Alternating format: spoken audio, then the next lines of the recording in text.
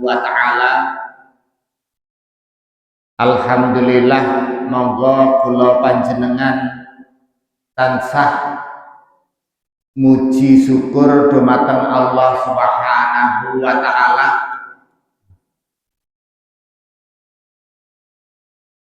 Hari ini walaupun agak mendung ya Bu, nanging hawane anget.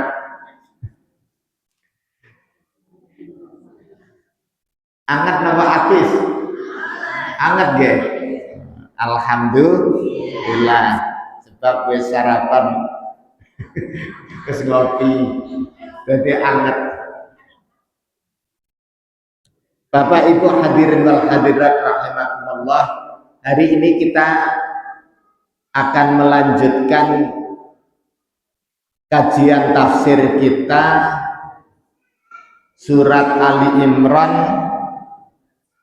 ayat yang ke-37 38. Kemarin kita sudah membahas ayat 35 dan 36, 33 sampai 36 bahwa dalam kisah keluarga Imran, istri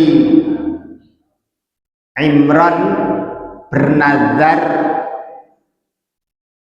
mensodakohkan, memberikan putranya untuk berkhidmat, beribadah dan melayani Baitul Maqdis, yang ternyata Allah takdirkan lahirnya sang jabang bayi tidak seperti yang diharapkan, bukan seorang laki-laki tetapi seorang perempuan. Sekalipun laki-laki dan perempuan itu tidak sama, sami napa mboten Pak, lanang karo wadon? Lah, anak lanang wadon yo padha bae.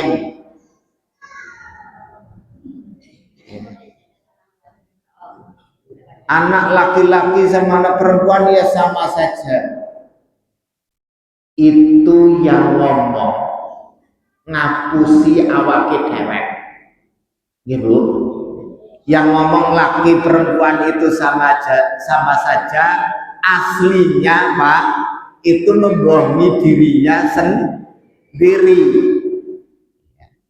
Ning ati, di dalam hati seorang bapak, seorang laki-laki tetap memandang laki-laki mau atau perempuan, anak perempuan, laki-laki, anak laki-laki dan anak perempuan itu tetap tidak sama. Nggih napa mboten Pak? Iki aja nggah nggih tok lho. Jujur ya. Nek anake lanang kabeh wis 7 lanang kabeh misale isih bisik-bisik krisikan nang bojone, lah maning lah siji maning mbok wadon ya. Tayang kon gawekna kopi apa rewang masak ngumbahi. Kalau wis kesel lah, wis lair kompet pitu. Lah siji maning iki. Akhirnya siji maning lanang maning. Nasib lanang. Bapak Ibu sekalian, saya itu 5 bersaudara laki-laki semua. Laki-laki semuanya. 5 bersaudara. Tapi yang kelima meninggal. Disusul ibu saya meninggal. Jadi meninggal setelah bayinya keluar. Ya semoga Allah merahmatinya dan menempatkan di surganya. Bapak Ibu sekalian, ya, itu saya dengar dari tetangga bahwa sekalipun anak sudah punya lanang tipe lima ya lanang nikah lagi pengen dua anak wadon kabul bu ya. Bapak saya itu nikah lagi punya anak wadon langsung ya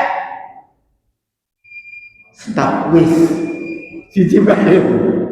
Jadi dengan ibu kedua itu cuma punya anak satu karena mamus keturunan anak wadon sehingga dijenengi Swismi ya.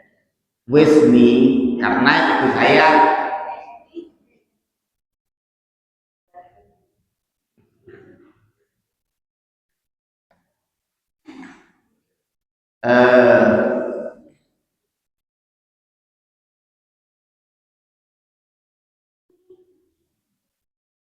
itu jadi itu tabiat atau fitrahnya manusia memang pengen punya anak laki-laki ya punya anak perempuan. Kalau dikaruniai laki-laki tok pengen nambah waktu dikasih perempuan terus ya pengen jalo anak lanang. Nah itu wajar ya. Nah dalam kisah keluarga Imran ini dinadarkan untuk ibadah dan berkhidmat di Baitul Maqdis, tetapi Allah takdirkan anak yang lahir itu perempuan. Itu mereview sedikit tentang kajian kemarin. Maka kita lanjutkan berikutnya ayat ke-37 ya.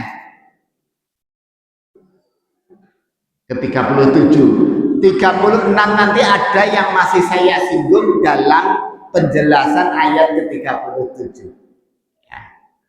Kita baca dulu ayat ke-37. A'udzubillahi minasyaitonir rajim. Fataqabbalaha rabbuha,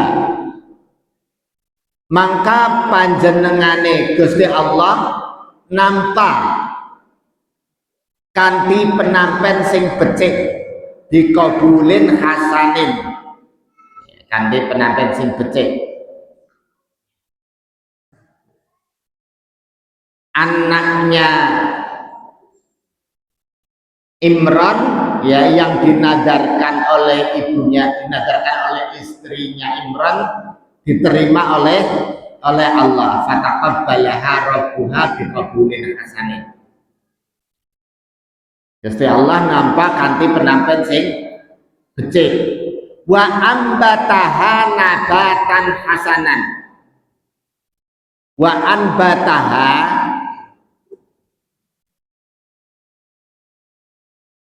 anbata yang butuh bahasa Indonesianya itu diserap juga dalam bahasa Indonesia ya. Nabati itu apa nabati itu?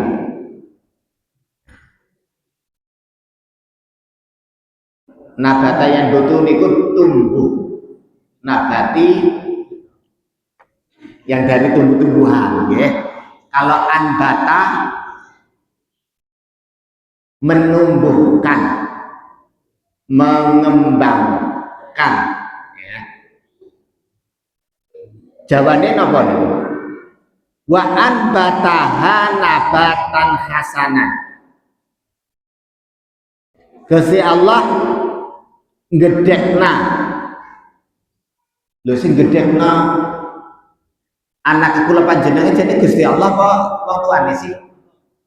Gusti Allah nggih. Dinisbahkan kepada Allah. Ya. Gedekna kanthi nabatan hasanan, nabatan hasanan pertumbuhan yang baik. Di sini diterjemahkan kanthi pertumbuhan tumbuh.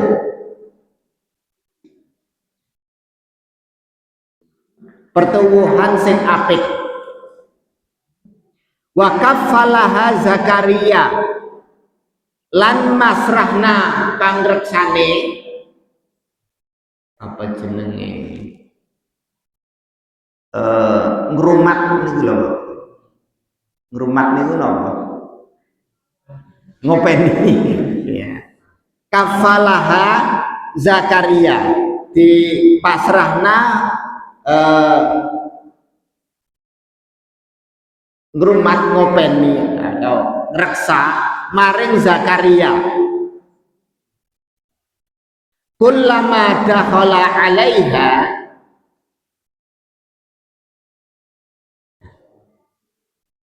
saben-saben Zakaria mlebu ya.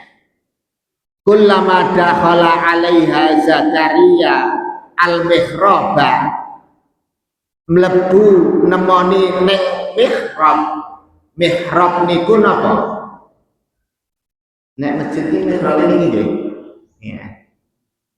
Mihrab itu tempat di rumah yang khusus untuk ibadah, kamar khusus go salat, go ibadah. Kamar niku jawane napa?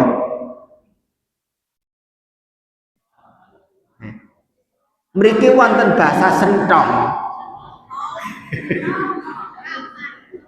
Kamar nggih Sentong nggih. Sentong khusus nggih salat. Nggih bahasa-bahasa asing nggih. Sing kasepuhan sing mudeng, tapi bahasa biasanya orang mudeng. Sentong iki apa ya? Saben-saben Zakaria mlebu nemoni Maryam nang sentong.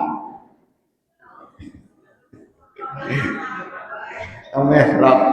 Sentong itu kamar ya wis, ora apa-apa sentong. Mihrab. Wajada indaha rizqan. Zakaria weruh panganan ning sisihe Maryam. Saben nemoni Maryam nang sentong, ning sentong wis ana panganan. Ya. Padahal sing rumah, sing reksa, sing ngurusi Maryam kuwi Nabi Zakaria.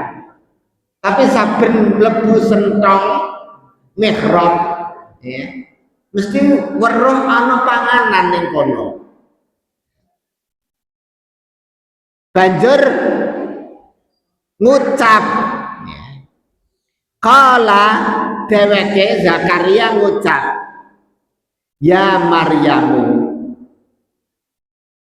hei Maryam, anna laki hada.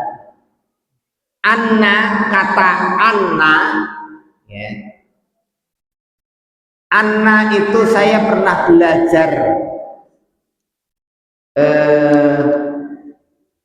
di pelajaran balaghah, ingat saya ya, ma'ani itu artinya min aina dan kaifa ya.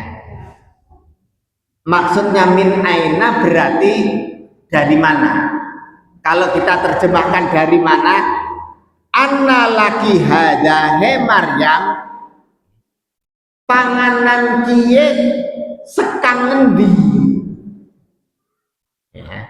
Anna laki hada, pangananmu kiye kang endi? Anna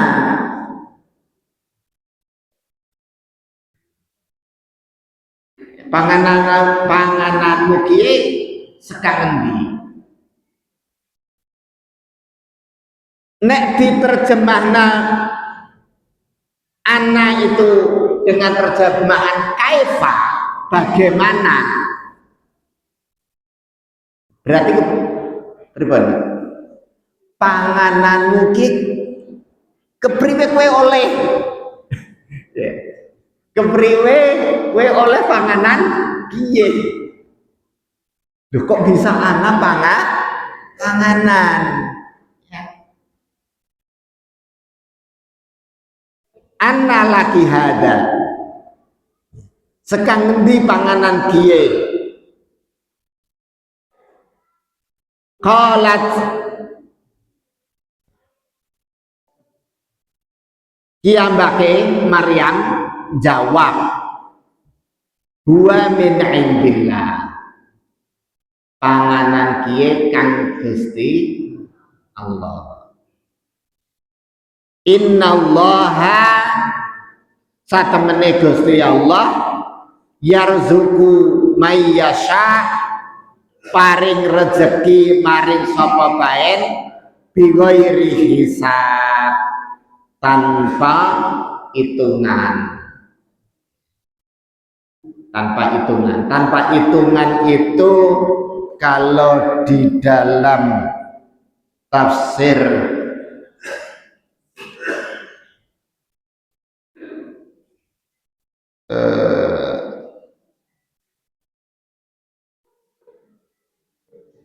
tafsir Jalalain, rizqan wasi'an bila tabaatin, rezeki yang banyak tanpa berpayah-payah.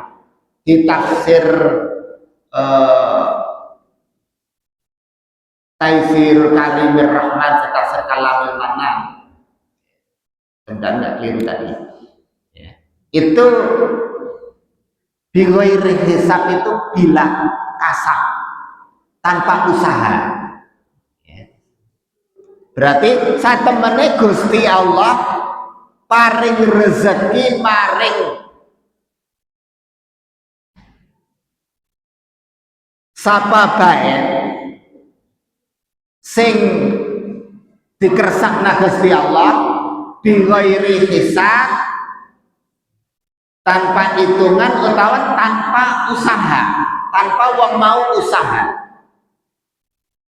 ya. Itu tafsir bighairi hisab, tanpa hitungan. Hunalika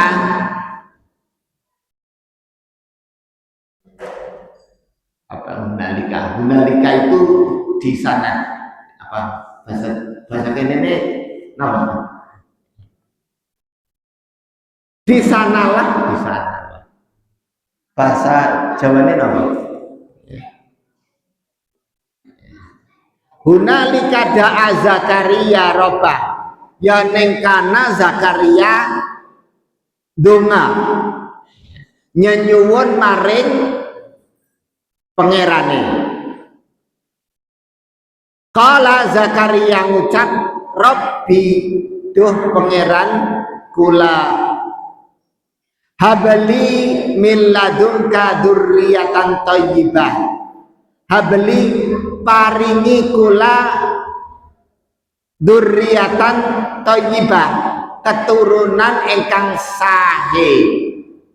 Dzurriatan thayyibah, habli min ladunka dzurriatan thayyibah, paringi kula keturunan ingkang sae saking sisih panjenengan.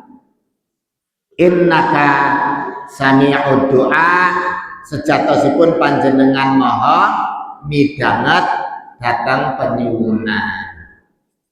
Bapak Ibu hadirin wal hadirat rahimakumullah, itu terjemahan ayat 36 sampai 37. Di dalam ayat ini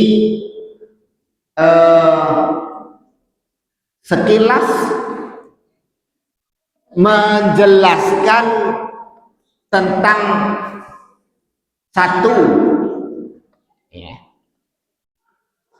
Sekilas itu secara tekstual menjelaskan tentang satu, Allah menerima nadarnya istri Imran sekalipun anak yang dilahirkan adalah perempuan, sementara nadarnya itu adalah anak itu disodakohkan, diberikan untuk berkhidmat di Baitul Maqdis, untuk beribadah di Baitul Maqdis. Walaupun perempuan, diterima oleh Allah nadarnya istri Imran tersebut. Itu yang pertama. Kemudian yang kedua, Allah Subhanahu wa ta'ala menumbuhkan putri Imran ini berkembang tumbuh dengan baik. Yang ketiga, Allah menyerahkan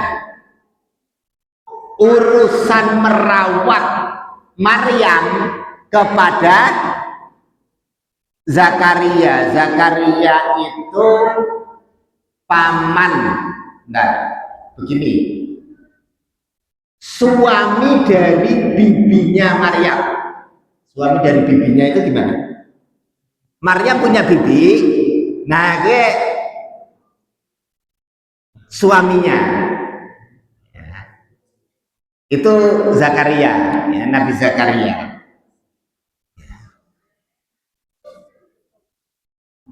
Napa aran itu mriki? Ya tetep lilik ya. Ya lilik, nyeluknya lilik, tapi janjane itu yang lilik itu bibinya. Ya. Itu Nabi Zakaria yang merawat. Ya. Kemudian yang keempat, dalam perawatan Nabi Zakaria ini, ya, ada karomah luar biasa, ya, pada diri Maryam, yaitu sekalipun beliau itu hanya ibadah di mihrab, setiap Zakaria menemui, ya, di kamarnya atau di mihrab tempat ibadah itu selalu sudah tersedia makanan. Itu makanan yang langsung dari Allah tanpa melalui proses kerja, tanpa usaha. Rezeki tanpa usaha itu ada apa enggak? Ada dalilnya ini, ya. Nek ana wong ora usaha ning duwe rezeki, aja terus dituduh ngingu tuyul. Utawa duwe pesugihan babi ngepet. Siapa tahu ahli ibadah yang punya karomah seperti Maryam. Sopo ngerti, gitu nggih. Ora ngerti kok. Nah, ini jangan sembarangan nuduh. Bapak Ibu hadirin wal hadirat rahimakumullah, jadi Allah itu bisa memberi rezeki kepada orang yang Allah kehendaki tanpa usaha orang tersebut. Ada orang tani dapat rezeki bukan dari hasil tanaman, ya ada. Berarti kan orang akan usaha. Ya. Wong dagang oleh rezeki ora kang hasil dagang. Wonten Pak, wonten dijujuki tanggane sing nganggur. Coba wong kerjanya dagang, ya, ora tutune pasar, tapi oleh rezeki ora kang tuku, dijujuki. Berarti rezeki dari arah yang bukan usaha dia. Bisa enggak? Oh banyak, ya banyak. Tapi kalau kasusnya Maryam ini merupakan bagian dari karma. Bapak Ibu hadirin wal hadirat rahimakumullah, kisah Maryam ini memang ajaib, ya. Di antaranya dibahas juga di dalam tafsir jalan lain, ya. Maryam ini karena itu dinadarkan, ya, dinadarkan untuk ibadah, itu diserahkan kepada akhbar itu ulama-ulama, kalau caranya ini ya ustadz dan kiai, yang ahli ibadah di Baitul Maqdis, di pasrahna. Nah, ulama-ulama Bani Israel ini yang ahli ibadah di masjid itu seneng banget. Kenapa? Karena mereka ini dulu sing pimpin itu adalah Imron, ya. Nah, Maryam kia anaknya Imron, jadi dipasrai pada senang. Tapi Nabi Zakaria protes, orang oleh nyong bagian nyong. Jadi itu Maryam itu sempat jadi rebutan, ya, rebutan orang-orang soleh ahli ibadah di Baitul Maqdis. Nah, Bapak Ibu hadirin wal hadirat rahimakumullah, kita akan menyorot, ya, menzoom, ya, dalam pembahasan ini sebagaimana dalam flyer yang diumumkan dari kalimat Allah menumbuhkan Maryam wa ambataha nabatan hasanan.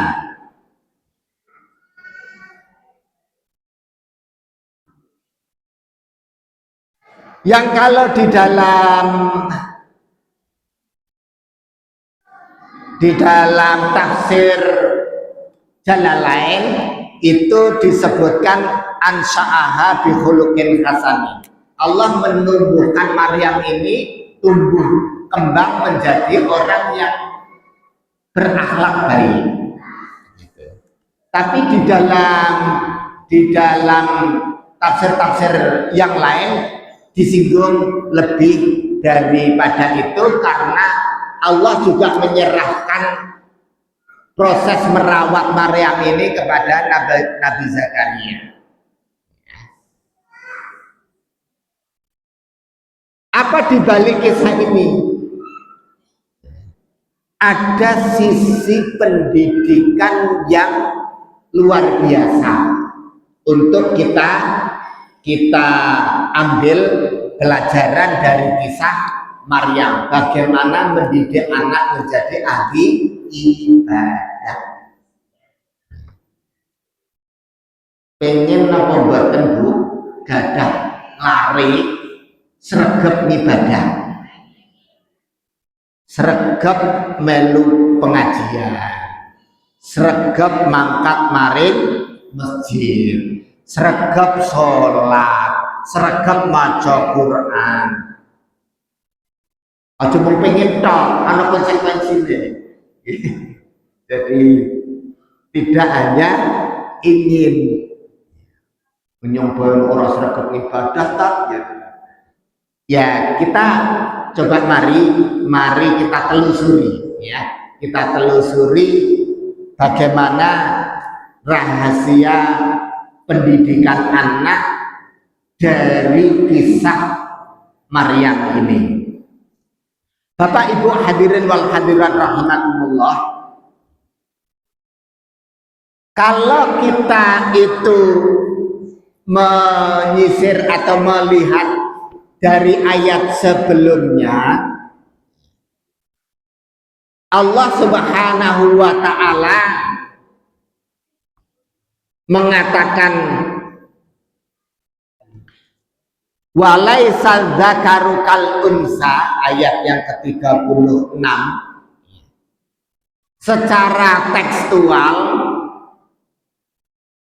Allah Subhanahu wa taala menerangkan anak laki-laki dengan anak perempuan itu tidak sama. Ini penting, ya. Kita jangan menyamakan sesuatu yang tidak sama. Menyamakan sesuatu yang tidak sama itu kedoliman. Menyamakan yang tidak sama itu kedoliman. Menyamakan yang tidak sama kedoliman, membedakan yang sama juga kesalahan. Gini mau betul, sepakat mau betul, Pak? Kalau beda kok kita samakan, kita paksa sama, boleh. Pada kok dibeda-beda, no ya, lah bener, gini mau betul. Nah ini penting, kaidah penting. Ya. Karena kadang orang sekarang itu kebablasan. Menyamakan yang tidak sama, membedakan yang sama. Terus pada dibeda-beda, sing beda dipadak-padak. Nah ini tidak betul. Allah Subhanahu wa taala itu tegas mengatakan walaisal dzakaru kal unsa, anak lanang karo anak wadon gue ora pada. Itu poin pertama. Bukan cuma sekedar urusan waris, ya, bukan sekedar urusan waris, urusan ibadah aja laki dengan perempuan juga tidak sama, ya. Kewajiban sholatnya beda dan seterusnya. Jadi karena apa? Ada perbedaan laki-laki dengan perempuan. Ya, wong wadon ana praine, wong lanang ora, ya. Wong wadon ora wajib Jumatan, wong lanang wajib Jumatan. Napa malih, Bu? Ya. Wong lanang wajib menanggung nafkah keluarga, wong wadon ora wajib golek duit, orang wajib mahal, Bu. Nah kewajibannya apalah itu nanti yang akan menjadi bagian dari pembahasan kita, rahasia mendidik anak.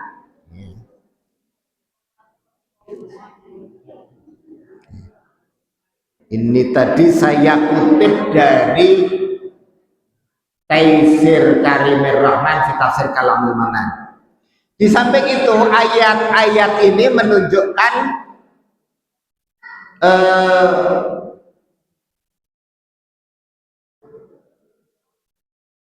pentingnya memberi nama waktu lahir, ya, memberi nama waktu lahir.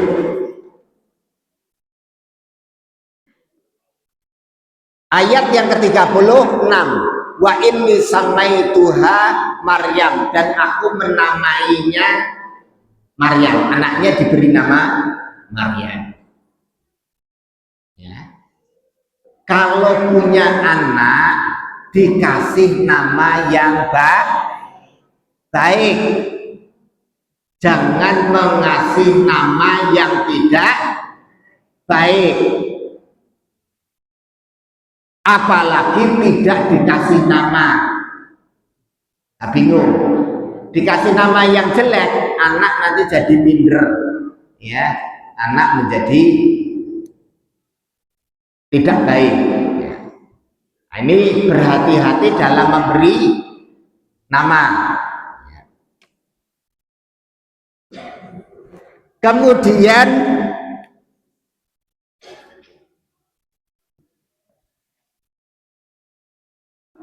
istrinya Imran ya, itu istrinya Imran siapa Pak? Laleng. Loh, kemarin sudah dibahas kan?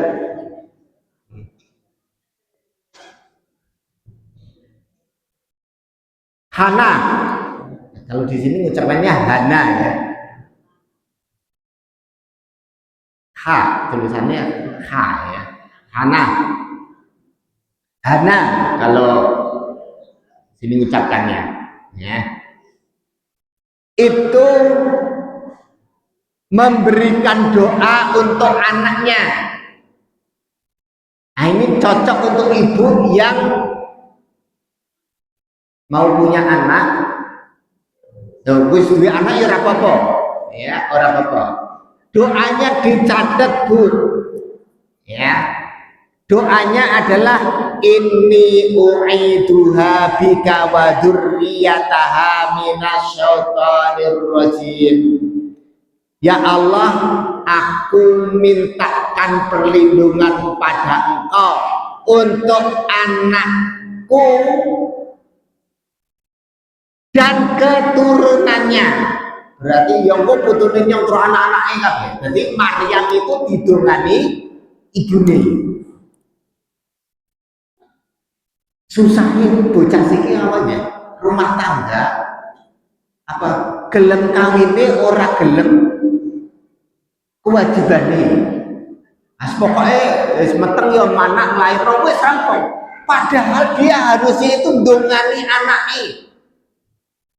Ya.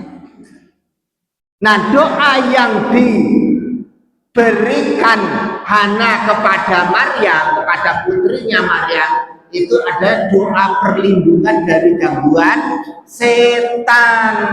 Ya Allah, saya minta perlindungan kepada Engkau untuk anak saya dan keturunannya ini dari gangguan setan yang terkutuk. Lafadznya di situ inni u'iduha bika wa dzurriyyataha minasyaitonir rajim. Doa untuk anaknya biar tidak diganggu setan. Bapak Ibu hadirin wal hadirat rahimakumullah. Ya. Setan itu mengganggu anak sejak lahir ceprot. Itu sudah diganggu setan, digoda setan, dipengaruhi setan. Kalau dari kecil dia sudah digoda setan, dipengaruhi setan, sementara orang sekarang ribut, anak-anak atau bocah sini angel diatur, angel dikon ibadah, disuruh sholat susah, terus sing disalahno gurune.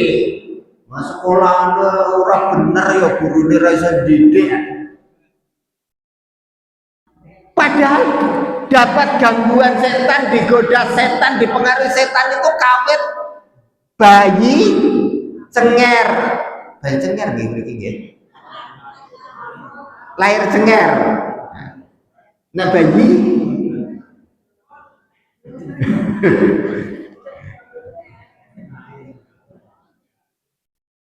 bahasa di sana saya itu bayi cenger. Ya baru lahir kan biasanya langsung lahir cenger langsung nangis. Ya. Itu adalah karena gangguan setan. Saya catat di mana ya? Lupa ya. Saya habis nyatet hadisnya ya, bahwasanya bayi itu diganggu oleh setan sejak lahir. Jenengan bisa lihat hadisnya di dalam tafsir Jalalain, ya, di tafsir Jalalain itu hadisnya dikutip, ma min mauludin yuladu illa masahu syaitanu hina yuladu fayastahillu sarihan illa Maryam wabna illa Maryam wabnaha. Tidak ada seorang bayi pun yang dilahirkan kecuali kena pengaruh godaan setan ketika dilahirkan, kecuali Maryam dan anaknya.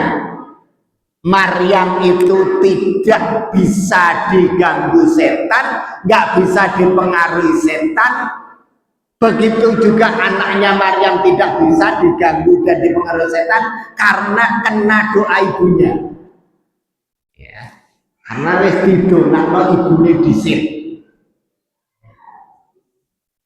Itu Bapak-bapak, Ibu sekalian.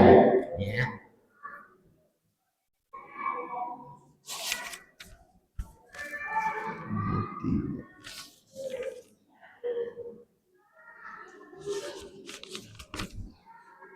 Nah, kita lanjutkan. Setelah mendoakan Bapak Ibu sekalian, di ayat tersebut Allah menumbuh kembangkan Maryam dengan baik. Itu kalau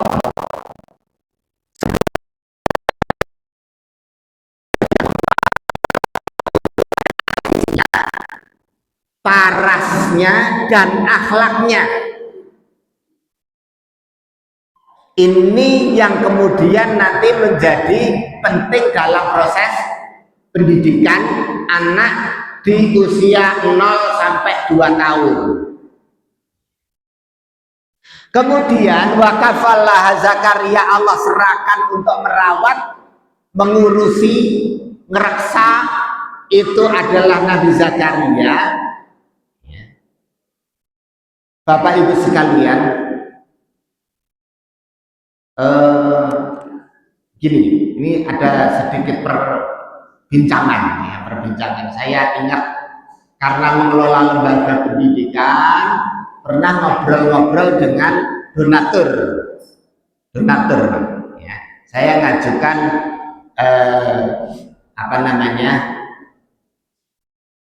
dana atau pembiayaan untuk anak-anak yatim ya, anak-anak yatim, karena donaturnya itu menginginkan sedekah nggo anak yatim. Biasanya orang sedekah nggo anak yatim kan nyah-nyah nggih.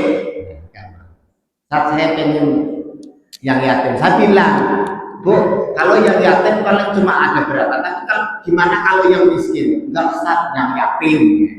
Akhirnya kita diskusi, ya, enaknya itu membiayai sedekah itu untuk anak yatim atau yang miskin. Donatur ini bilang, saya pengen biayai yang yatim. Saya bilang, ya nggak apa-apa Bu, tapi nggak banyak. Saya ingin cerita saja. Anak-anak yang pinter-pinter, ibadahnya bagus, akhlaknya bagus, akademiknya bagus, itu anak-anak miskin.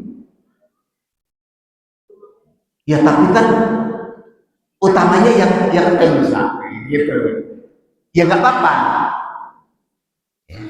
Tapi resikonya jangan minta bahwa anak tersebut mesti jadi benar. Karena anak yatimnya itu banyak yang bejot, angel diatur, orang pinter. Akhirnya diskusi. Nah, ini cerita pengalaman, true story. Kemudian ternyata tidak 1-2 orang punya kesan anak yatim ini angel dididik, angel diatur. Orang pinter sih. Nah itu bener apa ora? saya belum pernah survei panti asuhan anak yatim, ya, itu seperti apa. Nah, kira-kira ibu-ibu punya pengalaman nggak ngurusi bocah orang duwe ramah itu wangel? Iya, Bu.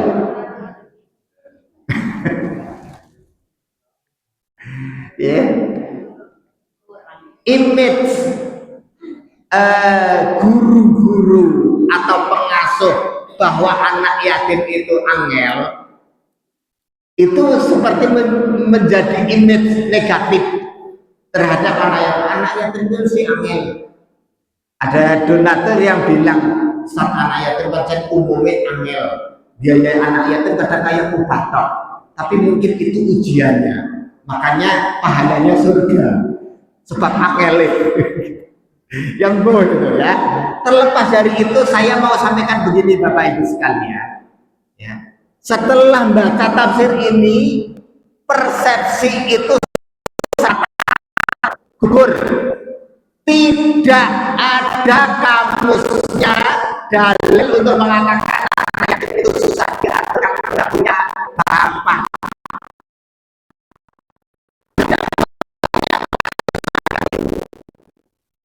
Ya, anak susah diatur, susah dididik, susah diarahkan untuk ibadah itu bukan karena tidak punya bapak. Ini ada ustadz dan ustadzah yang ikut gak ya? Penting ya. Ustadz dan ustadzah itu juga hampir punya kesimpulan umumnya anak yang bermasalah di pesantren itu keluarga broken. Di samping yatim, orang tuanya kalau masih ada duanya itu broken, pisahan rumah tangganya. Itu biasanya anak yang angel. Wi ilmu titen, bukan dalil. Bukan dalil.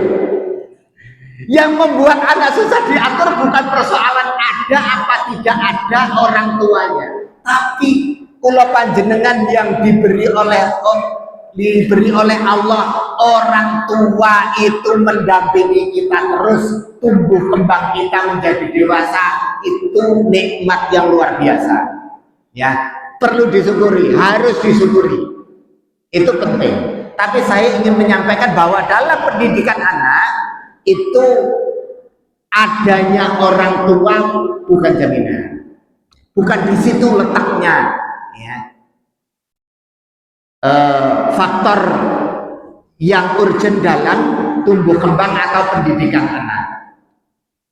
Karena ini kisah menarik, ya. Maryam itu sudah nggak punya bapak ketika dalam kandungan. Sudah saya sampaikan kemarin, ya. Sudah nggak punya bapak sejak dalam kandungan. Tapi itu tidak menghalangi untuk menjadi anak yang salihah, ahli ibadah. Maka nanti kita akan kaji faktor apa sebenarnya, ya. Untuk tumbuh kembang. Allah menumbuhkan Maryam ini dengan baik secara fisik, paras maupun akhlaknya. Dan untuk kasih sayang yang dia tidak dapatkan dari bapaknya, itu Allah serahkan untuk merawat adalah Nabi Zakaria. Dan itu tidak ada masalah, tetap bisa mendapatkan kasih sayang dan pendidikan dari Nabi Zakaria. Kemudian Bapak Ibu sekalian, secara tekstual kita juga mendapatkan bahwa Maryam ini tumbuh dalam lingkungan ibadah, ya. Selalu selalu berada di mihrab, selalu berada di tempat ibadah, selalu melazimi aktivitas kegiatan untuk beribadah kepada Allah Subhanahu wa Ta'ala. Dalam bahasa sekarang disiplin, ya, disiplin, punya kedisiplinan untuk beribadah kepada Allah Subhanahu wa Ta'ala. Itu yang kita bisa dapatkan dari pembahasan ayat-ayat ini. Ada sedikit ya. Nah, bagaimana tips pendidikan anak sejak 0 sampai 2 tahun ya. Sejak lahir sampai 2 tahun. Ada yang menarik Bapak Ibu sekalian, itu diterangkan oleh Imam Ghazali dalam Ihya Ulumuddin yang kemudian dinadhamkan oleh seorang ulama besar namanya Al-Faqih Al-Imam Syamsuddin Muhammad bin Ahmad bin Hamzah Ar-Ramli Asy-Syafi'i. Beliau ini dikenal Syafi'i Shogir ya. Syafi'i junior ya, di bawah Imam Syafi'i. Artinya seorang ulama yang faqih, yang alim ya, dari Mesir, tentang pendidikan anak 0 sampai 2 tahun. Kemudian disarah oleh Dr. Talib bin Umar bin Haidarah Al-Qadiri.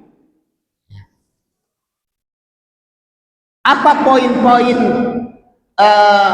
pendidikan anak di usia sampai 2 tahun, di usia kecil, agar anak kita itu menjadi anak yang saleh?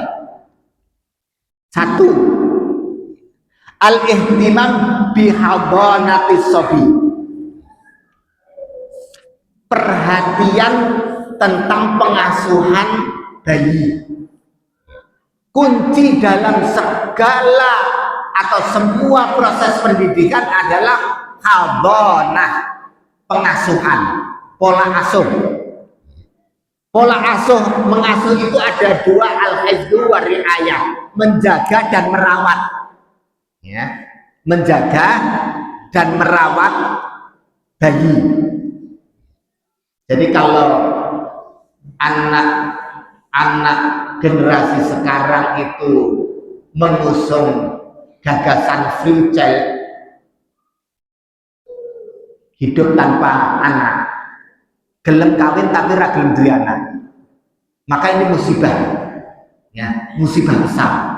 Dan hari ini muncul seperti itu karena karir itu segalanya, karena kebahagiaan itu mereka anggap bisa dibeli dengan uang. Sehingga apa? Mereka ingin menjadi manusia, mengejar uang, mengejar harta ya, tanpa direpoti dengan anak. Itu musibah peradaban manusia hari ini. Itu pikiran masih menyesatkan, tapi pengikutnya sudah banyak, Bapak Ibu sekalian ya. Orang tidak mau punya anak. Sing rodok ketularan duwe loro langsung stop, kuwi mirip bapak duwe anak. Karena apa? Rumangsa ora tayang nyambut gawe, rumangsa ora tayang kerja atau repot. Padahal Bapak Ibu sekalian, jenengan sing pun kaki-kaki nggih Pak, mimi ya. Sate wis minu untune, jagung bakar wis tayang mama, napa malih mangan, biasanya sepiring tanduk ya paling setengah centong wis miyek-miyek. Apa sih yang membuat bahagia? Nyawang putu gini mboten, nyawang putu ini ya Allah, tayang guyu, tayang mesem, pokoknya bahagia ya. Ini kalau sudah jadi kaki-kaki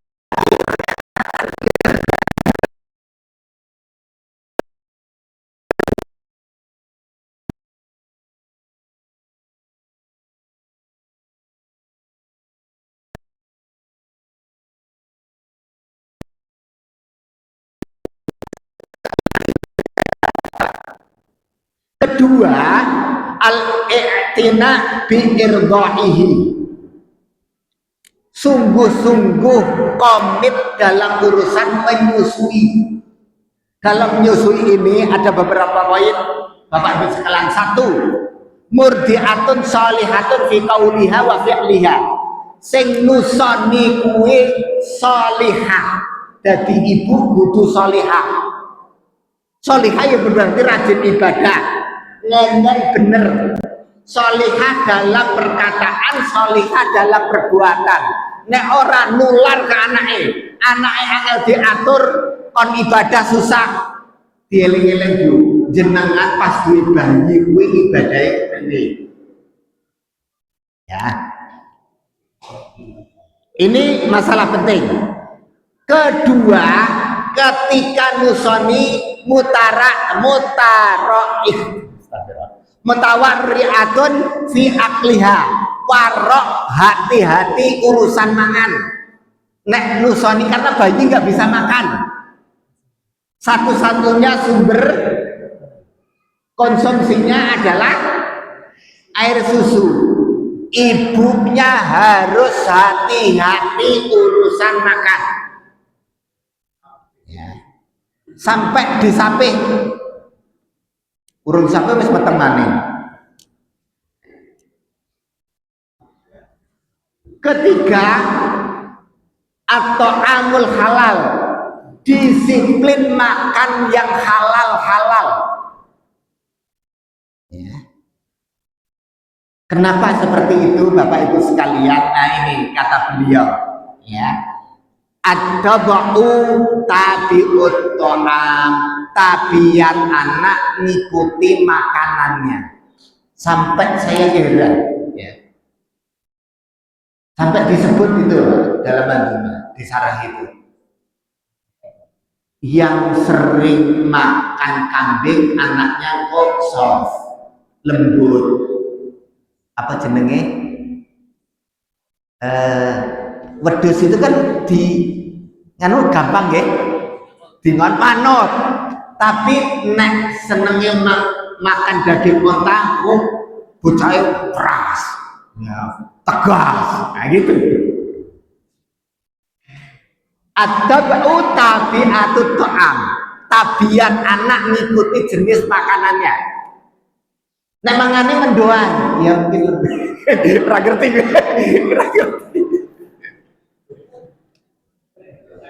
Wong kapak kok baju kok sejarahnya wonge tok melong ya, belakang suta. Tapi ya pemaaf lembut gitu. Karena apa? Mangane mendoan, hawanya adem, silir baju kan gunungan ya, di kaki gunung selamatnya. Nah, jadi wongnya ya wallah alam bisawab. Tapi ini perkataan ulama ya, atau tabi'ut ta'am, tabiat anak itu ngikuti makanannya yang biasa dulu dikonsumsi. Nah ini ibu-ibu ya. Jadi hati-hati, kenapa kok orang bapak sing diurus, ini malah ibu nih ya. Aja salahno gurune dhisik, apa-apa sing disalahno gurune ora sendiri ya. Jenengan tak konsumsinya madangnya apa? Ketiga ya, poin ketiga dalam pendidikan sebelum 2 tahun, al khalif lil murdi walal badil anil laban. Ini bahasa saya karena saya meresum ya. Artinya gini, yang nusoni bisa diganti. Bu, jenengan buatan saged nusoni, sing nusoni iso diganti. Bukan diganti dot, enggak. Diganti sing nusoni, ya wong menungso sing nusoni. Syaratnya kalau mau mendidik anak yang soleh dan ganti sing nusoni bisa orang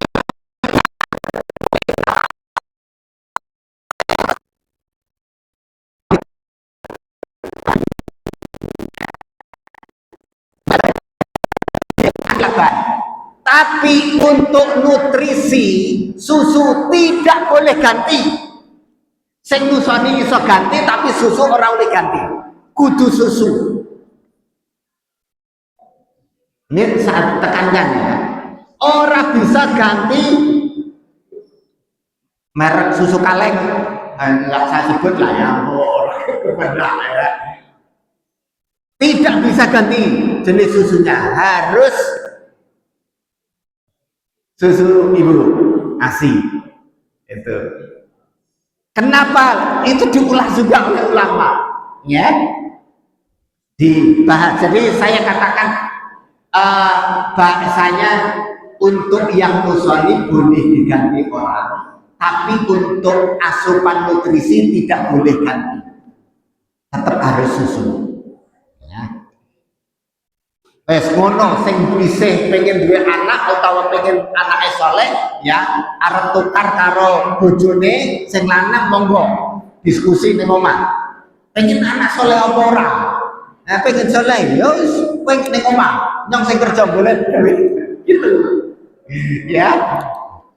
Nek padha kerja ora lah nyong yo pengen kerja, ibune lha gitu. Yo wis bayar tanggane.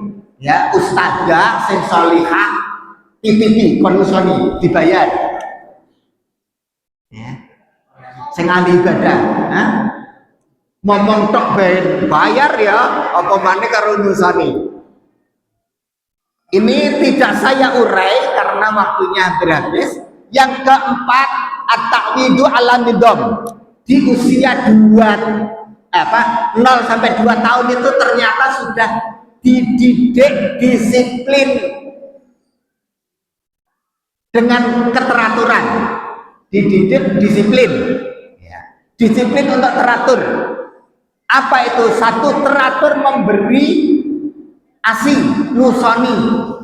Kalau semboyannya rumah sakit Banyumas itu ngejel, betul ya? Begitu ngek langsung jejel ini. Jadi disiplin teratur. Kalau di kitab ini kitabnya, ya. Saya dikirimin teman dari Cirebon ini kitabnya, filenya.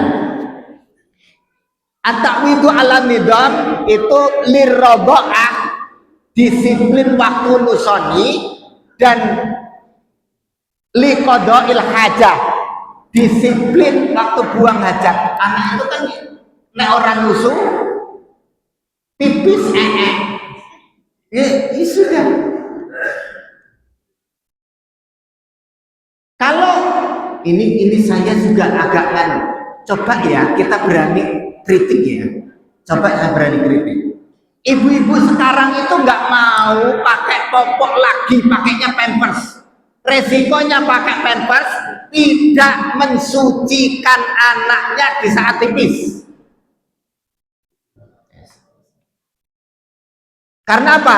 Nunggu sempat, nunggu kober, nunggu wis mampu baru disuceni. Saya nggak tahu dampaknya 20 tahun yang akan datang, tapi ini dampak dari perkembangan teknologi. Sini ibu pada males gendong karena pakai geledekan. Apa geledekan itu? Itu pengaruh, ya. Dia nggak dapat arifku al-hana wal mahabbah, ya. Ini problem ya, problem tumbuh kembang anak sekarang itu kehilangan orang tua karena apa? Diserahkan itu apa sih? Gondorong ini orang digendong. Jenengnya apa nih? Troli. Apalah, kurang ngerti jenengnya orang tahu. Itu anak kehilangan rasa cinta, ya, syukur. Kemudian yang kelima, poin yang kelima, az-zajru anil haram, ya. Dan 2 tahun pertama itu, ya, sampai 2 tahun itu sudah didisiplinkan jangan sampai kemasukan makanan haram, ya.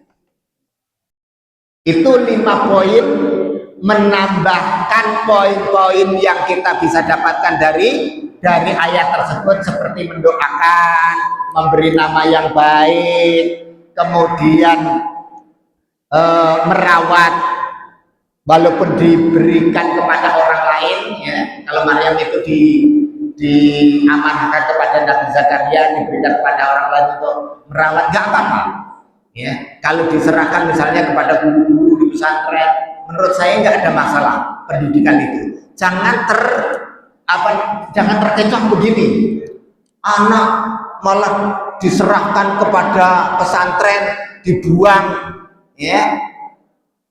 Itu nggak apa-apa. Untuk merawat nggak apa-apa ya, untuk proses tumbuh kembang anak. Teori yang mengatakan itu anak kehilangan kasih sayang malah bukan. Kalau yang merawat bisa memberikan kasih sayang, tetap anak itu akan tumbuh menjadi soleh. Karena ada yang maaf Bapak Ibu sekalian, di era sekarang pesantren itu dibully ya. Nah, salah satunya adalah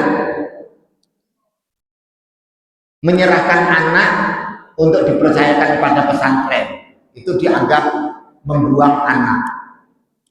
Saya katakan sekarang enggak ya. Banyak orang-orang soleh, tokoh-tokoh tumbuh kembang mereka dari kecil ternyata dirawat orang lain, bukan orang tuanya. Tapi poin-poin ini itu 5 poin yang saya sampaikan tadi itu benar-benar terjaga. Wallahu a'lam bishawab. Demikian, mudah-mudahan bermanfaat bagi kita yang sudah anaknya besar ya. Berbenahnya gimana ini? Kuat-kuatan dunia ya, karena ucap itu gede kabeh.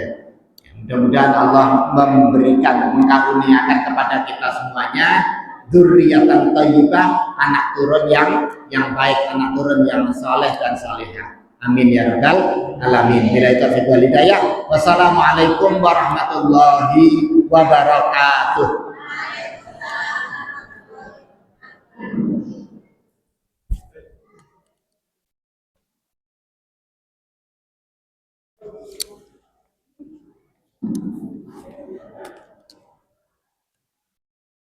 Demikian Bapak Ibu sekalian, kasih dari saudara menyimak ini 36 dan 37 yang berkaitan dengan pendidikan anak sebagai orang tua dan juga anak keturunan kita sebagai anak yang soleh dan soleh.